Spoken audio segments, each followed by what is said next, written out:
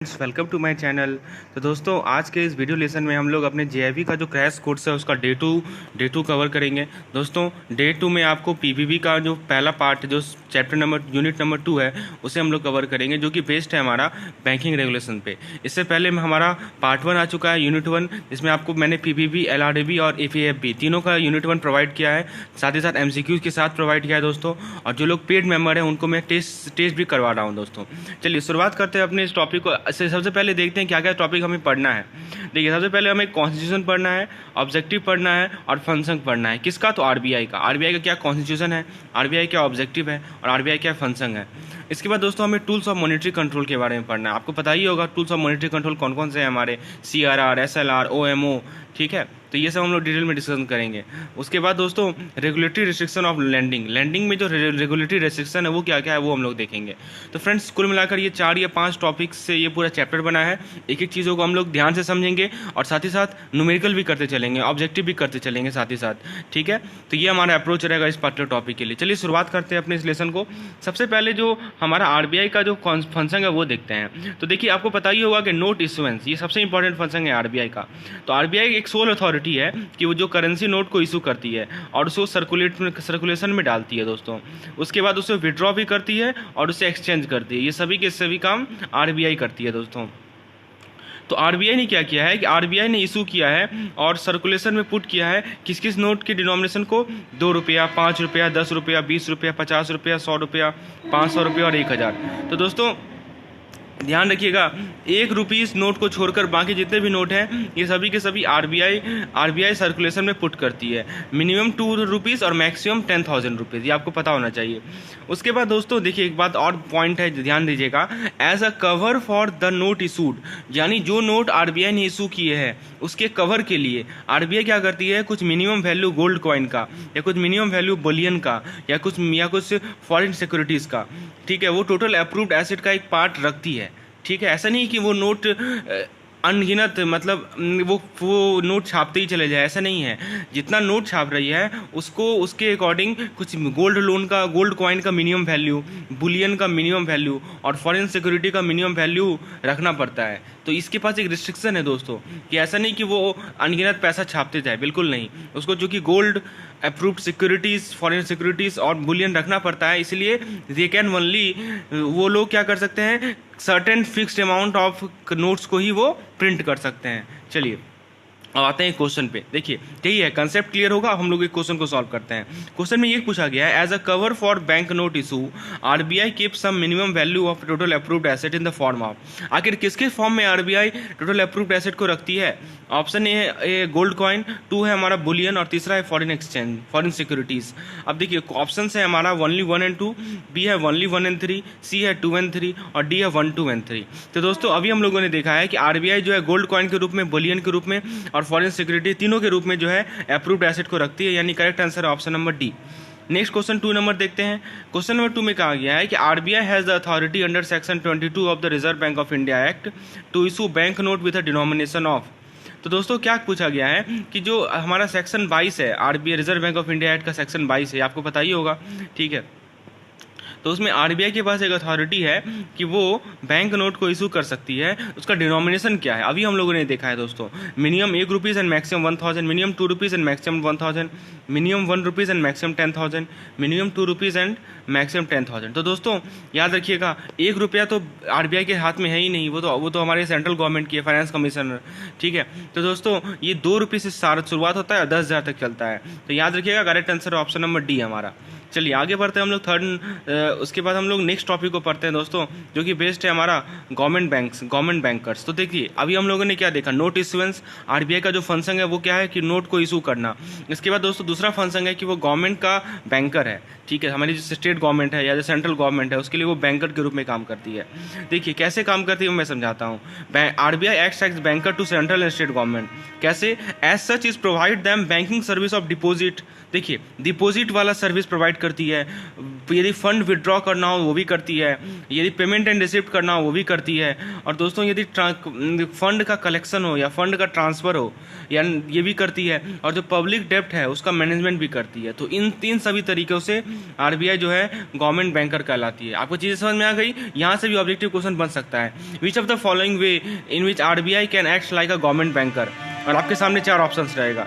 तो फ्रेंड्स आप आसानी से इन सभी चारों क्वेश्चन को टैकल कर सकते हैं। जो नेक्स्ट फंक्शन है आरबीआई का वो है बैंक सुपरविजन।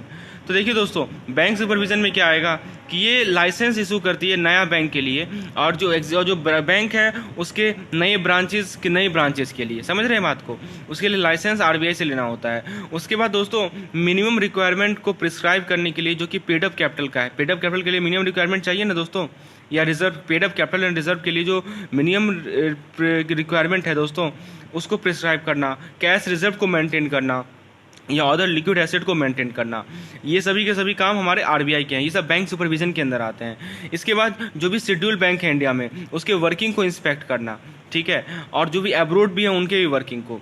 उसके बाद to conduct ad hoc investigation into complain irregularity and fraud pertaining to the bank. तो बैंक से रिलेटेड जो फ्रॉड हो रहे हैं, जो इरेगुलरिटीज़ हो रहे हैं, जो इन कंप्लेन आ रहे हैं, उसको इन्वेस्टिगेट करना प्रॉपरली, और उसके बाद अपॉइंटमेंट करना, रीअपॉइंटमेंट करना, टर्मिनेशन करना, किसका? तो चेयरमैन का और सीईओ का प्राइवेट बैंक का, ठीक है। तो ये सभी के सभी काम बैंक सुपरविजन के अंदर आते हैं आरबीआई के फंक्शन में।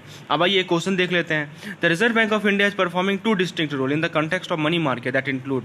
मनी मार्केट के संदर्भ में आरबीआई का 2 फंक्शन है। अब वो 2 फंक्शन कौन कौन सा है, उसके अंदर क्या क्या आता है, ये पूछा गया है। तो पहला है आपका money control and banking supervision, दूसरा है issue of currency and maintaining of CRR, तीसरा है handling government business and maintaining price stability, और चौथा है banking supervision and financial stability. तो दोस्तों करेक्ट आंसर है इसका ऑप्शन नंबर ए, यानी कि मनी मार्केट के कंटेक्स्ट में आरबीआई का जो 2 फंक्शन है, पहला है मॉनिटरी कंट्रोल और दूसरा है बैंकिंग सुपरविजन। अभी हम लोगों ने बैंकिंग सुपरविजन भी देखा और मॉनिटरी कंट्रोल भी देखा। नेक्स्ट क्वेश्चन है question number 4, major objective of the formation of RBI by enacting RBI 1934 was to. यानी आरबीआई को जो सेटअप किया गया उसका मेजर ऑब्जेक्टिव क्या था। और आपको पता ही होगा कि इसका सेटअप जो किया गया था वो आरबीआई एक्ट 1934 के तहत किया गया था। ऑप्शन ए है regulate the issue of bank note, यानी बैंक नोट का जो इशू हो रहा है उसको रेगुलेट करना। बी में कहा जा रहा है कि जो हमारा मॉनेटरी स्टेबिलिटी है उसको सिक्योर करने के लिए कुछ रिजर्व को रखना। तीसरा है करेंसी और क्रेडिट सिस्टम ऑफ भारत का जो करेंसी और क्रेडिट सिस्टम है उसको ऑपरेट करना, ठीक है दोस्तों। और चौथा है कि कैपिटल मार्केट पे कंट्रोल करना और फॉरेन एक्सचेंज मार्केट पे कंट्रोल करना। तो फ्रेंड्स आप बताइए कौन सा ऑप्शन सही है। ए कर रहा है only A B and C, B कर रहा है only B C and D, C कर रहा है only A C and D, और डी कर रहा है ऑल ऑफ द अबव।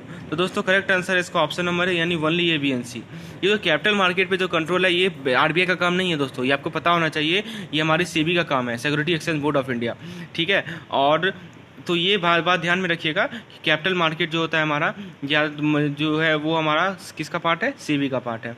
बाकी जो तीनों पार्ट एबीसी दिए गए हैं ये आरबीआई कंट्रोल करती है, ठीक है, इसका ये फंक्शन है।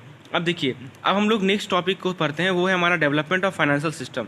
हम लोग पिछले टॉपिक में फाइनेंशियल सिस्टम को पढ़े थे, याद होगा आपको। एक तरफ हमारा लैंडर होता है, एक तरफ हमारा बोरोवर होता है, गवर्नमेंट बोरोवर है, और जो हमारे जो पब्लिक है वो लैंडर है। और आपको मैंने बताया था कि बीच में कुछ इंटरमीडिएटरी आते हैं, जैसे बैंक हुआ, म्यूचुअल ये फाइनेंशियल एफआईज हुए, याद होगा आपको इन सभी चीज़ों को। तो देखिए हम लोग अब ये समझेंगे कि जो फाइनेंशियल सिस्टम है हमारा उसका डेवलपमेंट कैसे हुआ। तो देखिए दोस्तों, उसका डेवलपमेंट के लिए आरबीआई ने कुछ स्पेशलाइज्ड फाइनेंशियल इंस्टीट्यूशन को डेवलप किया। मैंने बताया ना, इंटरमीडिएटरी के रूप में कुछ काम करते हैं, जिसे हम लोग एफआई कहते हैं। एफआई होता है दोस्तों हमारा फाइनेंशियल इंस्टीट्यूशन। अब देखिए वो कौन कौन से फाइनेंशियल इंस्टीट्यूशन है उसके बारे में पढ़ते हैं। पहला है हमारा आईडीबीआई। आईडीबीआई का फुल फॉर्म है industrial development bank of India, industrial development bank of India. तो देखिए पहला सेगमेंट है हमारा इंडस्ट्रियल फाइनेंस। तो इंडस्ट्रियल फाइनेंस के लिए आरबीआई ने सेटअप किया है आईडीबीआई को, industrial development bank of India, किस साल 1964 में। उसके अलावा सिडबी क्या है दोस्तों, small industry development bank of India, ठीक है, इसका सेटअप किया गया 1989 में। तो ये इंडस्ट्रियल फाइनेंस से रिलेटेड दो ऐसे इंस्टीट्यूशन है जिसको आरबीआई ने सेटअप किया। दूसरा एग्रीकल्चर क्रेडिट। तो एग्रीकल्चर क्रेडिट के लिए नाबार्ड का सेटअप किया गया 1981 में। नाबार्ड का फुल फॉर्म पता ही होगा आपको, national bank for agriculture and rural development.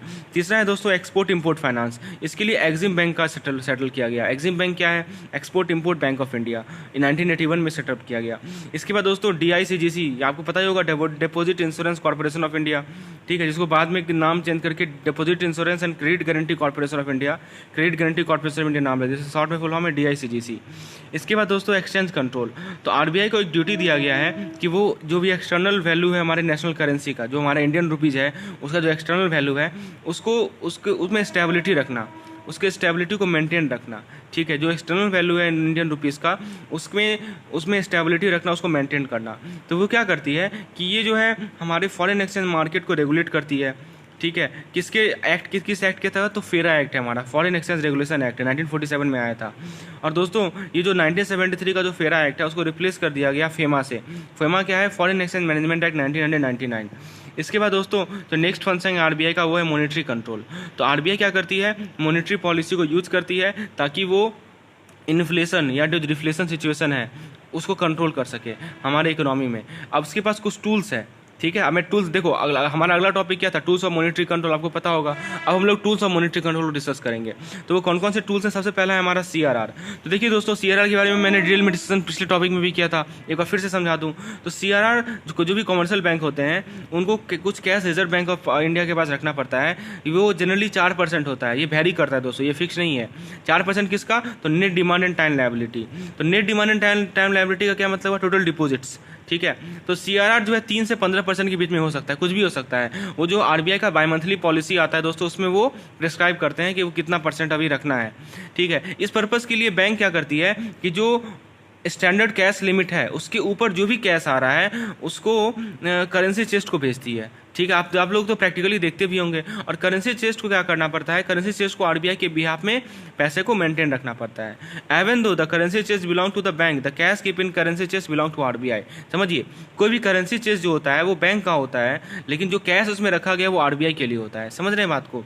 Non maintenance of CRR tax, हाँ, यदि CRR को मेंटेन नहीं किया जाएगा तो पेनल्टी लगती है, सिंपल सी बात है, ठीक है। और CRR का कैलकुलेशन डेली बेसिस पे होता है। ये सब बातें आप लोग CRR के बारे में ध्यान रखिएगा। NDTL क्या होता है इसके बारे में मैंने पिछले वीडियो में बताया था आप लोगों को, आप लोग जरूर जाके देखें वहाँ। अब बात करते हैं हम लोग SLR की। तो SLR जैसे CRR था उसी तरह कमर्शियल बैंक को जो है कैश, गोल्ड और गवर्नमेंट सिक्योरिटीज, ठीक है, ऑल द एबव और any one of the above, या तो सभी के सभी या कुछ भी इनमें से, ठीक है। किस रेट से? 21.75% रेट से। किसका परसेंटेज है? तो NDTL का परसेंटेज है, ठीक है। ये कुछ पैसा रखना पड़ता है कमर्शियल बैंक को, ठीक है, RBI के पास। तो इस पर्पस के लिए क्या होता है कि जो फंड कमर्शियल बैंक रख रही है in their account with SBI and Reserve Bank of India are taken into account in lieu of cash, ठीक है, कैश की जगह ये इस पर्पज़ के लिए लिया जाता है। और SLR कैलकुलेशन फोर्टनाइट बेसिस पे होता है, 14 दिन पे होता है, ठीक है, और notified Friday. CRR calculation daily basis पे होता है, लेकिन SLR का कैलकुलेशन जो होता है वो हमारा फोर्टनाइट बेसिस पे होता है। और उसी तरह जैसे CRR में है, यदि आप SLR को नहीं मेंटेन करेंगे तो पेनल्टी लगेगा। अब एक है बैंक रेट। बैंक रेट क्या होता है दोस्तों? ये सभी के सभी हमारे मॉनेटरी टूल हैं, ठीक है। ये टूल है जिसके थ्रू RBI इन्फ्लेशन और डिफ्लेशन को कंट्रोल करती है। तो बैंक रेट के बारे में क्या कहा गया है कि RBI एक्ट 1934 का जो सेक्शन नंबर 49 है उसमें इसको डिफाइन किया गया है। इसको हम लोग डिस्काउंट रेट भी कहते हैं। ये होता क्या है? ये वो रेट होता है, ये वो रेट ऑफ इंटरेस्ट होता है जो कि सेंट्रल बैंक चार्ज करती है किस पे? तो लोन पे और एडवांस पे, जो कि वो किसी कॉमर्शियल बैंक को दे रही है। मान लीजिए हम RBI हैं और आप बैंक हैं, मैं आपको लोन दे रहा हूँ। तो दोस्तों आपको मैं लोन दूंगा तो आपसे कुछ इंटरेस्ट भी तो लूंगा। तो जो इंटरेस्ट मैं आपसे लूंगा, यानी इंटरेस्ट जो RBI बैंक से लेगी, वही है हमारा बैंक रेट। समझ में आया? ठीक है। और रेपो रेट आप लोग जानते ही होंगे। तो रेपो रेट के कंट्रेरी में बैंक क्या करती है कि बैंक जो है सेंट्रल बैंक से बोरो करती है मनी को without sale of security. Repo rate में क्या था कि सिक्योरिटी भी देना पड़ता है, लेकिन यहाँ पे कोई सिक्योरिटी की जरूरत नहीं है, ठीक है। तो दोस्तों it is generally for longer period of time. ये जो होता है लॉन्गर पीरियड ऑफ टाइम के लिए होता है। जब बैंक के पास फंड की शॉर्टेज होती है तो वो क्या करती है? वो सेंट्रल बैंक से बोरो करती है। और ये किसके बेसिस पे है? तो हमारे कंट्री के मॉनेटरी पॉलिसी के बेसिस पे है। यदि बैंक रेट में कोई रिवीजन होगा, और वो रिवीजन कौन करेगी, तो सेंट्रल बैंक करेगी, यानी आरबीआई करेगी। ठीक है, तो ये इंडिकेशन ये है कि बैंक जो है, बैंक यदि मान लीजिए कि आरबीआई हमारा बैंक रेट में कोई रिवीजन करती है, तो उस हिसाब से बैंक भी जो है अपने डिपॉजिट रेट में या अपने बीपीएलआर में जो बेंचमार्क प्राइम लैंडिंग रेट है उस पर भी वो रिवीजन करेगी। सिंपल सी बात है, यदि बैंक रेट में आरबीआई कोई रिवीजन करेगी तो बैंक, कमर्शियल बैंक जो है वो भी अपने डिपॉजिट रेट में और अपने बीपीएलआर में उसे रिवीजन करेगी। चीज़ें आपको समझ में आ रही हैं? एक है बैंक रेट और एक है बेस रेट, दोनों में अंतर समझिए। बहुत लोग कंफ्यूज हो जाते हैं कि बैंक रेट को ही बेस रेट मान लेते हैं, तो बेस रेट और बैंक रेट में बीपीएलआर में अंतर है। ठीक है दोस्तों, चलिए आपको पता ही होगा टाइम टू टाइम बीपीएलआर हमारा चेंज होते रहता है। अब एक क्वेश्चन है आपके सामने, the rate at which RBI purchases और rediscount bill of exchange and other eligible commercial instrument from bank is called. तो जिस रेट पे आरबीआई परचेज करती है या रीडिस्काउंट करती है किसे, तो बिल ऑफ एक्सचेंज को या अदर एलिजिबल कमर्शियल इंस्ट्रूमेंट को बैंक से, उसे क्या कहते हैं? ऑप्शन ए है रेपो रेट, ऑप्शन बी है reverse repo rate, option C है एमएसएफ रेट, ऑप्शन डी है बैंक रेट। तो दोस्तों अभी हम लोगों ने देखा था कि आरबीआई जो है जिस रेट पे हमारा परचेज करती है या रीडिस्काउंट करती है बिल ऑफ एक्सचेंज को अदर, तो उसे हम लोग कहते हैं बैंक रेट। क्वेश्चन नंबर 6 है, यदि मान लीजिए बैंक रेट घट गया, उसके कारण हमारा बैंक के इंटरेस्ट रेट पे क्या फर्क पड़ेगा, बढ़ेगा या घटेगा? तो दोस्तों करेक्ट आंसर इसका ऑप्शन नंबर डिक्रीज, वो घटेगा। अभी मैं समझाऊंगा क्यों घटेगा। इसके बाद दोस्तों जो हमारा एक नेक्स्ट टूल है वो है सेलेक्टिव क्रेडिट कंट्रोल। तो देखिए ये क्या होता है, इसे समझते हैं। तो आरबीआई का जो ऑब्जेक्टिव है कि वो सेलेक्टिव क्रेडिट कंट्रोल को जो इशू करती है, उसका काम क्या है कि जो देखिए अब मान लीजिए कुछ एसेंशियल कमोडिटीज़ हैं, जैसे आपका नमक हुआ, ये सब कुछ एसेंशियल कमोडिटीज़ होते हैं, राइस जो कि हमारा डेली यूज़ में आता है। तो मान लीजिए उसको होल्डिंग को प्रिवेंट करने के लिए, ठीक है, तो अब देखिए आप यदि कोई चीज़ होल्ड होगा तो प्राइस तो उसका बढ़ेगा ही नहीं बढ़ेगा, तो उसको प्रिवेंट करने के लिए आरबीआई ने कुछ डायरेक्टिव इशू किए हैं जिसे हम लोग सेलेक्टिव क्रेडिट कंट्रोल करते हैं। अब देखिए क्या क्या गाइडलाइंस है। पहला गाइडलाइंस क्या है, it should not allow customer dealing with SCC commodities any credit facility including any book डेप्ट और even collateral securities like insurance policy share या to directly indirectly default the purpose of SSC derivative. ठीक है, यानी कि कोई भी customer जो कि हमारे एसएससी कमोडिटी से डील कर रहे हैं उनको कोई क्रेडिट फैसिलिटी नहीं मिलेगा, या किसी बुक डेप्ट के अगेंस्ट या किसी कोलेटरल सिक्योरिटी के अगेंस्ट। उसका दूसरा कहा गया है कि जो क्रेडिट लिमिट होगा प्रत्येक कमोडिटी के अगेंस्ट, ठीक है, जो कि एसएससी डेरिवेटिव में कवर किया गया है, should be segregated and SSC registration can apply to each of this segregated limit. ठीक है, अब देखिए क्वेश्चन है हमारे सामने, which are the futures of selective credit control, यानी सेलेक्टिव क्रेडिट कंट्रोल का कौन सा फ्यूचर है।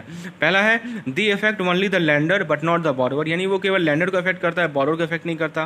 दूसरा कह रहा है कि they distinguish between essential and non essential uses of bank credit. तीसरा कह रहा है only non essential uses are bought under scope of the central bank credit bank control. Option A है 1 and 2, बी है 1 and 3, सी है 2 and 3 और D है 1, 2 and 3। Correct answer है दोस्तों इसका वो 2 and 3। ठीक है, यानी कि पहला जो ऑप्शन है कि जो लैंडर को इफेक्ट करता है बोरोवर को नहीं, ये गलत है, दोनों को इफेक्ट करता है दोस्तों। ठीक है, और इसमें क्या होता है कि हमारा जो बैंक क्रेडिट है उसका जो एसेंशियल और नॉन एसेंशियल यूज है उसको वो उसमें डिस्टिंग्विश करता है दोस्तों। ठीक है, और आपको पता ही होगा कि जो नॉन एसेंशियल यूज है उसको हम लोग क्रेडिट बैंक कंट्रोल के स्कोप में लाते हैं।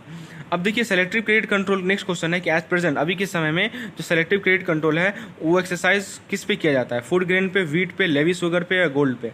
तो करेक्ट आंसर है लेवी शुगर। तो जो सेलेक्टिव क्रेडिट कंट्रोल है वो क्रेडिट टूल है जिसके थ्रू फूड का जो होर्डिंग है, फूड ग्रेन का जो होर्डिंग है और सेंसिटिव कम्युनिटी का जो होर्डिंग है उसको कंट्रोल किया जा सके। तो आरबीआई ने क्या किया है कि सभी इन सभी कंट्रोल को विड्रॉ कर लिया एक्सेप्ट लेवी शुगर। ठीक है, एक्सेप्ट ऑन लेवी शुगर। तो सेलेक्टिव क्रेडिट कंट्रोल गाइडलाइन जो है वो बैंक को मिलता है to cover margin, interest rate and limit on loan for this commodities. RBI uses it monetary policy for controlling inflammatory and deflammatory situation in the economy. अभी मैंने बताया है ये जो आरबीआई जो है अपनी मॉनेटरी पॉलिसी को यूज करती है। ठीक है, तो bye using one or more of the monetary control tool, which are the following are one among such tool. Option A open market operation, B है बैंक रेट, सी है CRR, D all of the above. दोस्तों correct answer इसका all of the above. इससे पहले कि मैं next topic में आगे बढ़ूँ, मैं आप लोगों को अपने क्रैश कोर्स से अवगत करा देता हूँ। तो फ्रेंड्स देखिए ये हमारा जेआईबी 2021 क्रैश कोर्स का डिटेल है। आपके सामने दो प्लान है, प्लान ए है और प्लान बी है। प्लान ए उन लोगों के लिए है जो पीपीबी, एएबी और एलआरबी तीनों का तैयारी कर रहे हैं, और प्लान बी उन लोगों के लिए जिनका 2 चीज़ निकला हुआ है, बाकी 1 चीज़ बचा हुआ है या 2 चीज़ बचा हुआ है। दोस्तों देखिए दोस्तों प्लान ए में आपको क्या मिलेगा, अभी जो अब मैं आपके साथ नोट शेयर कर रहा हूँ, जो कि मैं आप लोगों को समझा रहा हूँ एक एक चीज़ों को फ्रेंड्स, उसमें आप देख सकते हैं कि कंसेप्ट है प्लस क्वेश्चन है। तो ये इसका पीडीएफ आपको डेली बेसिस पे मिलेगा, आज से लेके जब तक आपका परीक्षा है तब तक। उसके बाद दोस्तों जब आप उसे इससे कर लेंगे। उसके बाद मैं आप लोगों को टेस्ट प्रोवाइड करूँगा जो कि आपको अपने मेल के थ्रू मिलेगा आपको टेस्ट, ठीक है। अब दोस्तों जब आपका एक यूनिट, इस तरह आप लोग यूनिट वाइज कवर करते चलेंगे, जब आपका पूरा एक मॉड्यूल कंप्लीट होगा तो मॉड्यूल का एक क्विक रिवीजन सेशन में लाऊंगा, और दोस्तों उस पूरे मॉड्यूल का मैं एमसीक्यूज आप लोगों को एक टेस्ट कंडक्ट करूंगा पूरे मॉड्यूल बेस्ड पे। और जब उसी तरह आप लोग सारे मॉड्यूल को कंप्लीट कर लेंगे तो जब फुल लेंथ टेस्ट में करवाऊंगा। तो फ्रेंड्स ये एक कंप्लीट पैकेज है हमारा, प्लान ए और प्लान बी दोनों में सेम फैसिलिटी मिलेगा। प्लान ए में तीनों के लिए मिलेगा, प्लान बी में केवल एक के लिए मिलेगा। प्लान ए का जो कॉस्ट है वो ₹500 है और प्लान बी का जो कॉस्ट है वो ₹200 है। जो लोग इच्छुक हैं, जो लोग इंटरेस्टेड हैं, वो मुझे इस व्हाट्सएप नंबर पर कॉन्टैक्ट कर सकते हैं। अब आइए दोस्तों, हमारा जो नेक्स्ट टॉपिक है, हम लोगों ने आरबीआई का फंक्शन, कॉन्स्टिट्यूशन, ऑब्जेक्टिव देख लिया, हम लोगों ने आरबीआई का मॉनेटरी टूल देख लिया, ठीक है। इसी तरह अब हम लोग नेक्स्ट टॉपिक देखेंगे जो है रेगुलेटरी, जो लास्ट टॉपिक है हमारा, रेगुलेटरी रिस्ट्रिक्शन ऑन लैंडिंग, यानी लैंडिंग पे जो रेगुलेटरी रिस्ट्रिक्शन है वो कैसे है। तो देखिए दोस्तों, कुछ रेगुलेटरी रिस्ट्रिक्शन बनाया गया है बैंक के लिए आरबीआई के डायरेक्टिव के अंदर। ये बीआरए के अंदर है। बीआरए क्या है हमारा, बैंकिंग रेगुलेशन एक्ट 1949, ठीक है। वो क्या क्या है वो समझिए। नो एडवांस और loan can be granted against security of bank on share, यानी बैंक का कोई अपना शेयर है उसके अगेंस्ट वो कोई लोन या एडवांस नहीं दे सकती है, ठीक है। या कोई पार्टली पेड शेयर हो किसी कंपनी का, उस पर भी नहीं दे सकती। कोई भी बैंक जो है किसी कंपनी में शेयर होल्ड नहीं कर सकती।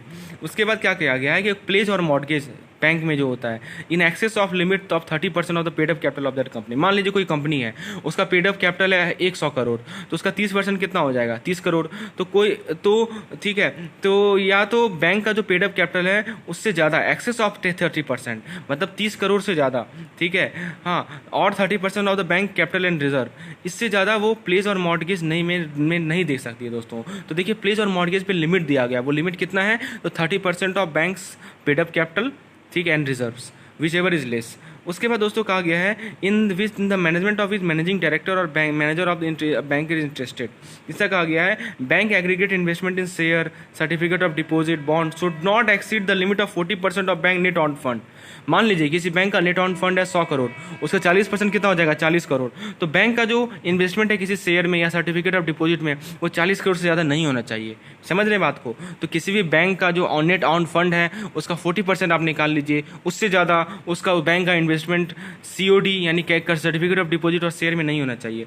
उसके बाद दोस्तों नेक्स्ट पॉइंट कहा गया है no bank should grant loan against CD. कोई भी बैंक जो है सर्टिफिकेट ऑफ डिपॉजिट के अगेंस्ट या एफडी के अगेंस्ट या मनी मार्केट म्यूचुअल फंड के अगेंस्ट को लोन नहीं ग्रांट कर सकती। तो ये सब कुछ रेस्ट्रिक्शन दिए गए हैं। अब आइए क्वेश्चन को सॉल्व कर लेते हैं, ठीक है। देखिए उसके बाद देखिए कोई भी बैंक दूसरे बैंक की, यदि मान लीजिए बैंक ऑफ इंडिया है, वो उसने कोई एफडी इशू किया तो एसबीआई उसके अगेंस्ट कोई लोन नहीं दे सकती है, सर्टिफिकेट ऑफ डिपॉजिट के अगेंस्ट लोन नहीं दे सकती है, और जो मनी मार्केट म्यूचुअल फंड है उसके अगेंस्ट लोन नहीं दे सकती।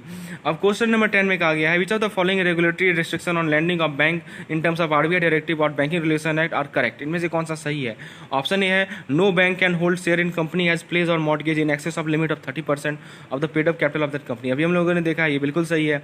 नो एडवांस और loan can be granted against the security of bank on share और पार्टली पेड, ये भी सही है। No bank should grant loan against CD FD should by other bank money market, ये भी सही है। All other are true. तो दोस्तों सभी के सभी ट्रू है, अभी हम लोगों ने देखा है। नेक्स्ट क्वेश्चन में है, देखिए ये बहुत कंसेप्चुअल क्वेश्चन है, ध्यान से समझिए। क्या इंपैक्ट होगा यदि reserve Bank of India bank rate को 1% से घटा दे। पहला ऑप्शन है मार्केट में लिक्विडिटी घट जाएगा, दूसरा ऑप्शन है मार्केट में लिक्विडिटी बढ़ जाएगा, तीसरा ऑप्शन है मार्केट लिक्विडिटी में कोई चेंज नहीं आएगा, और लास्ट ऑप्शन है कि जो मोर डिपॉजिट है उसका मोबिलाइजेशन होगा कमर्शियल बैंक के द्वारा। तो दोस्तों करेक्ट आंसर है हमारा मार्केट में लिक्विडिटी बढ़ जाएगा। क्यों बढ़ेगा मैं समझाता हूं दोस्तों, देखिए समझिए बात को। जब आरबीआई बैंक रेट को बढ़ाती है इसे कहते हैं डियर मनी पॉलिसी। समझ रहे बात को। आरबीआई जब बैंक रेट को बढ़ाती है इसे कहते हैं डियर मनी पॉलिसी। अब मतलब क्यों कहा गया डियर मनी पॉलिसी, तो जो हमारा मनी होगा ना वो कॉस्टलियर हो जाएगा, यानी उसका दाम बढ़ जाएगा। ऐसा देखिए आरबीआई कब करती है, जब इन्फ्लेशन का टाइम होता है, जब हमारी मार्केट में जो है महंगाई होती है दोस्तों, तब आरबीआई क्या करती है बैंक रेट को बढ़ाती है ताकि मनी जो है वो कॉस्टली हो जाए, ठीक है। और कमर्शियल बैंक को क्या होगा, देखिए आप खुद सोचिए, यदि मान लीजिए कि हमारा मनी कॉस्टली हो गया तो कमर्शियल बैंक फोर्स हो जाती है, कंपेल्ड हो जाती है कि वो हायर इंटरेस्ट रेट दे आरबीआई को। समझ रहे हैं बात को। वो जो है अब देखिए बैंक को पैसा चाहिए, किससे पैसा लेगी, आरबीआई से पैसा लेगी, तो इंटर्न बैंक को तो पैसा इंटरेस्ट देना पड़ेगा ना। जब आरबीआई जब बैंक रेट बढ़ा दी तो बैंक को क्या करना पड़ेगा, बैंक को जो है ज़्यादा इंटरेस्ट रेट देना पड़ेगा आरबीआई को। और जब बैंक ज़्यादा इंटरेस्ट रेट देगी आरबीआई को तो अपना जो इंटरेस्ट रेट है जो कि लोन देने पे वो दे रही है उसे क्या करेगी, ऑब्वियसली बढ़ाएगी वो, ठीक है। तो इस प्रकार से देख सकते हैं किस तरह साइकिल चल रहा है। तो इस प्रकार मनी कॉस्टली हो गया कि नहीं हो गया। अब बाजार में जो है मान लीजिए इन्फ्लेशन का एकदम लॉजिकली सोचिए आप। यदि मान लीजिए मार्केट में इन्फ्लेशन है, इसका मतलब क्या हुआ, महंगाई है मतलब लोगों के पास पैसा आसानी से पहुंच रहा है, और लोगों के पास पैसा आसानी से पहुंच रहा है मतलब कि कमोडिटी का जो प्राइस है दोस्तों, जो कमोडिटी मिली है ही नहीं मार्केट में, ठीक है। आपका जो रिसोर्स, देखिए दो चीज़ होता है, एक सप्लाई और एक डिमांड होता है, ठीक है। तो डिमांड जब बढ़ जाता है दोस्तों और सप्लाई हमारा कांस्टेंट रहता है तो इन्फ्लेशन का काम आता है। तो इन्फ्लेशन जब होगा तो लोगों के पास खूब पैसा है। अब आरबीआई क्या चाहेगी कि पैसा लोगों से कम हो, यानी डियर मनी पॉलिसी, यानी मनी कॉस्टली हो जाएगा। कैसे करेगी वो, तो आरबीआई क्या करेगी, अपना बैंक रेट को बढ़ा देगी। और आरबीआई जब बैंक रेट को बढ़ाएगी तो बैंक क्या करेगी, अपना जो बेस रेट है या अपना जो बीपीएलआर है उसे बढ़ा देगी। समझ रहे हैं, इस तरह से आरबीआई क्या करती है, आरबीआई का जो मॉनेटरी टूल है बैंक रेट, उसको यूज करती है। चीज़ें क्लियर हो रही होंगी आपको। चलिए दोस्तों, यदि नहीं क्लियर है तो कमेंट सेक्शन में लिखिए, मैं समझाऊंगा। क्वेश्चन नंबर 12 में पूछा गया है कि जो मॉनेटरी और क्रेडिट पॉलिसी है वो कौन इशू करता है, कितने एक साल में और कितने टाइम। तो दोस्तों ये आरबीआई इशू करती है 6 टाइम्स बाई मंथली। तो दोस्तों ये था हमारा आज का सेशन। इसमें मैंने जितने भी इंपॉर्टेंट पॉइंट्स हमारे मॉड्यूल 1 यूनिट 2 से मैंने सभी के सभी कवर किए।